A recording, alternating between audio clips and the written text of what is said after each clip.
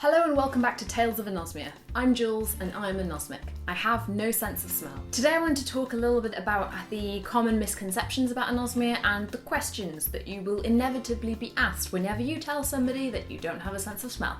You can't smell anything. Personally, no, I cannot smell anything at all as far as I am aware. However, I have never been tested, so potentially I could have some very small ability to pick up on something. However, it is possible to be anosmic and still have some level of ability of smell. Just like with losing your hearing or your vision, you can still be registered as a blind person and be blind, but still be able to pick up on bits of light and maybe a bit of colour, but that's pretty much it. You're still blind just because it's not completely black. It's the same for anosmia. This question is often followed up with, not even this really smelly thing that I love/hate.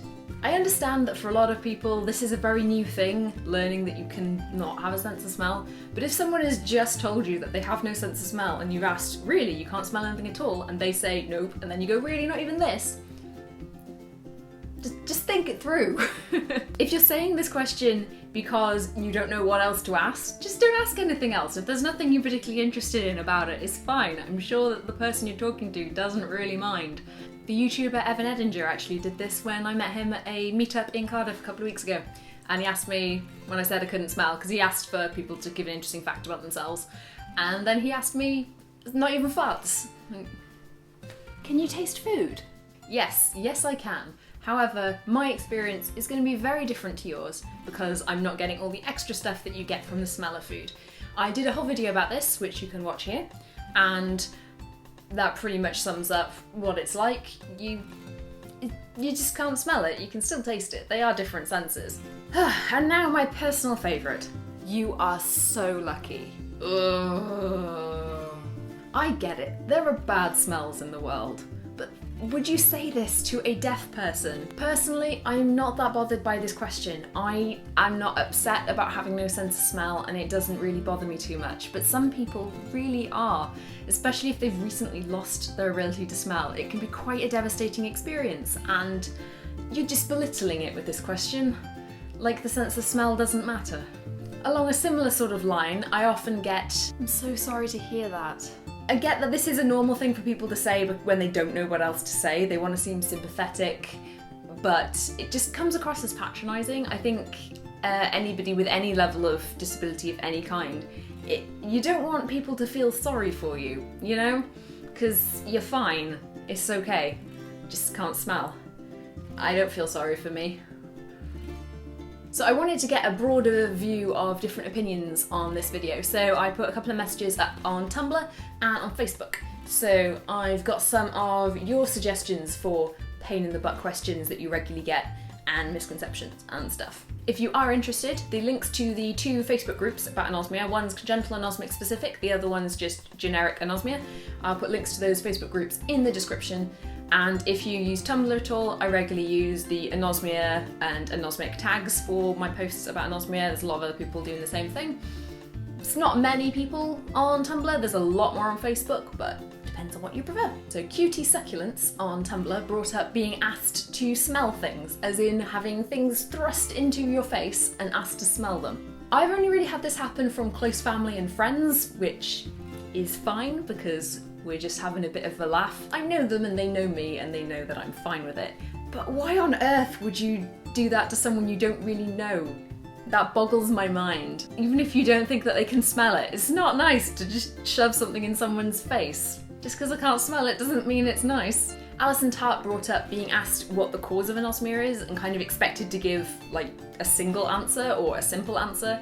Whereas, just like so many things, anosmia is caused by masses of different things, and you couldn't ever have a completely comprehensive list of all of the causes. I mean, the main ones seem to be head trauma, really, and a few things along the lines of nasal polyps. If you're congenitally anosmic, it can also be from missing the olfactory nerve completely, or even the olfactory bulb. Some people are just born without them.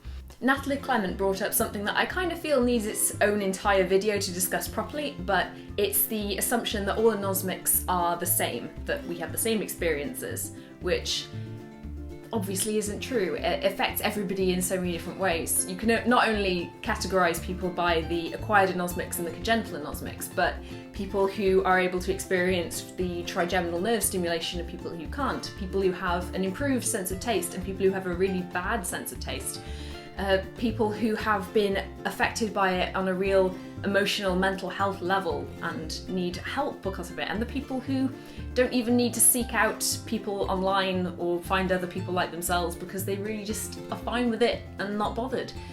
There's so many different ways that it affects people, and you can't possibly just say this is how it is. I apologise for butchering your name, Lucia Shestak. Really sorry. She mentions being asked if taste is different to her as it is to other people. And yeah, you can't answer that question, really, can you? Because I don't know what your experiences are. I'm not in your brain. You know, it's like when people ask, do we see colours differently, just have the same name for, you know, what people see as a different colour? You know, it's a abstract concept that we have no way of testing. I have no clue if I experience taste differently to you. I experience it the way I experience it, and I can taste my food, so I'm good. And Madeline Blackmore brought up being asked if your sense of smell being gone means that your other senses are now heightened. This is one of those weird things that I don't even know how much this applies to people with other senses that they've lost, such as being blind or deaf. I mean, I know you hear stories of blind people who are able to sort of echolocate using the echoes of sounds to basically see in a way, and you can rewrite the brain to interpret information in different ways, all these sorts of things. I don't fully understand, I'm not a researcher in that kind of field, but I assume by your brain having more like processing power available for other things, it can focus on them more and interpret the information better. So without having a sense of smell, I feel like it's quite likely that my ability to taste is stronger than other people because of not having the smell. But I don't really know. Obviously you can't really compare, and I don't know if much research has been done on that, but so I'm sure there are loads of things that you've been asked about being anosmic that I haven't even got thought of or that didn't get brought up by other people. So if you have had any weird questions or just frustrated by some kind of misconception that I've missed out on or something, you know, let me know in the comments, because I'd love to hear sort of other people's ideas and experiences about anosmia. If you are interested in the Facebook group, I would seriously recommend joining both of them, if not just one of them, but they are, like, I found it so interesting seeing what other people are experiencing with anosmia, and it's, as much as anything for me, the more general anosmia group has a lot of acquired anosmics in it, and I find that so fascinating because most people I've spoken to so far have also been congenital, and it is such a different experience, and it's so interesting. So go check it out, because there's just so much stuff on there. As always, thank you so much for watching, and I hope that I will see you again soon. Bye!